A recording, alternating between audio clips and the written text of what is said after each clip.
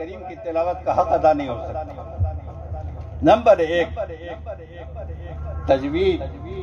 Number 2 قرات، یہ دونوں چیزیں لازم ہیں اور اس کے بغیر قرآن کریم کی تلاوت کا پورا حق ادا نہیں ہو سکتا۔ قرآن کریم کہ یہ دونوں فن اسلام کے ساتھ یہ ممتاز ہیں۔ کسی مذہب میں کسی کتاب کے لیے پڑھنے کے لیے نہ تجوید شرط ہے ضروری ہے اور نہ قرات شرط ہے، نہ قرات اس کے لیے ضروری نہ تجوید ضروری، جبکہ قرآن کریم کے لیے تجوید بھی ضروری ہے اور قرات بھی ضروری ہے۔ یہ دو فن قرآن کریم کے ساتھ مختص ہے اور اس کائنات میں آسمانی کتابیں بھی ان کے لیے بھی یہ شرط نہیں ہے، ان کے پڑھنے کے لیے بھی دو فن اس کی بنیاد نہیں ہے۔ قرآن کریم کے لیے دو فن ہے، ایک تجوید اور ایک قرات۔ تجوید قرآن کو کیسے پڑھا جائے، اس کا تلفظ کس طرح سے ادا کیا جائے، اور قرآن کریم کس طرح سے پڑھا جائے، کتنے طریقوں سے پڑھا جائے۔ پہلے کا نام تجوید ہے، دوسرے کا نام قرات ہے، اور یہ دونوں سلسلے جو حضرات قرہ سے ثابت ہیں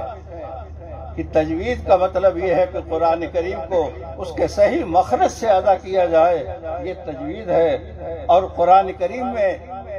انزل القرآن علی 7 احرف، یہ قرآن 7 طریقوں سے نازل ہوا ہے، وہ طریقے سب کے سب آپ صلی اللہ علیہ وسلم سے منقول ہیں۔ ہمارا یہ جس طرح سے حدیث پڑھنے والے حضرات یہ جانتے ہیں کہ ہماری یہ حدیث کی سند آپ صلی اللہ علیہ وسلم تک جا کر پہنچتی ہے اور ملتی ہے، اسی طریقے سے یہ قرات کی سند بھی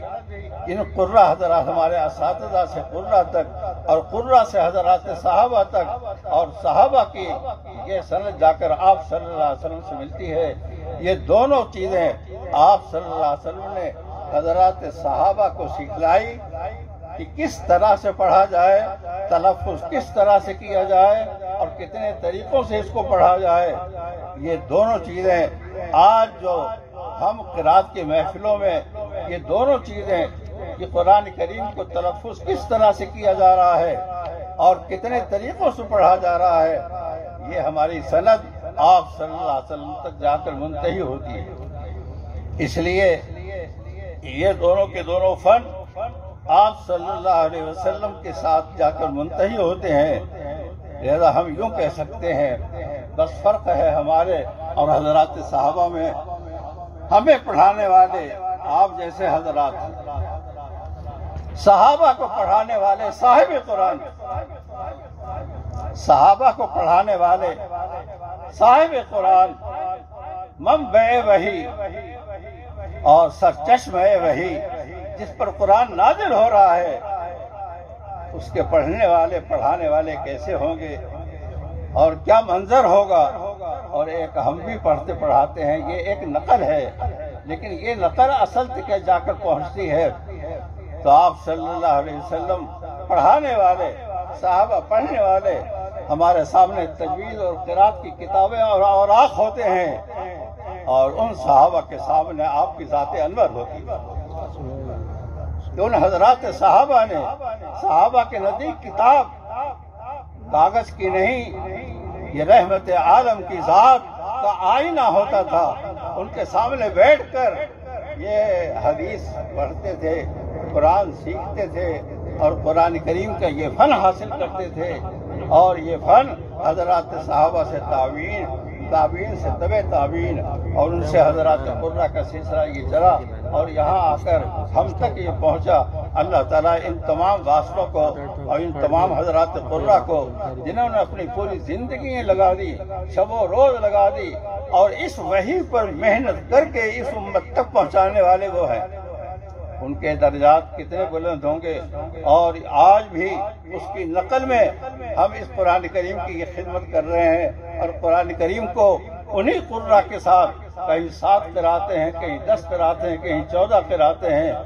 یہ ساری تفصیلات آپ پڑھ چکے ہیں۔ ہماری قرات انہی اصولوں پر اور انہی ضوابط پر، انہی قاعدوں پر اور انہی اصولوں پر یہ آج قرآن کریم پڑھا جا رہا ہے، پڑھایا جا رہا ہے۔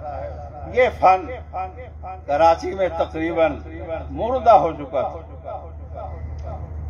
پنجاب کے مدارس میں تو اس کی چہل پہل ہے، پڑھانے والے بڑے بڑے قرہ گزرے ہیں، لیکن یہ بیچارہ یہ کراچی یتیم خانہ بن گیا قرات کے اعتبار سے، اور یہ فن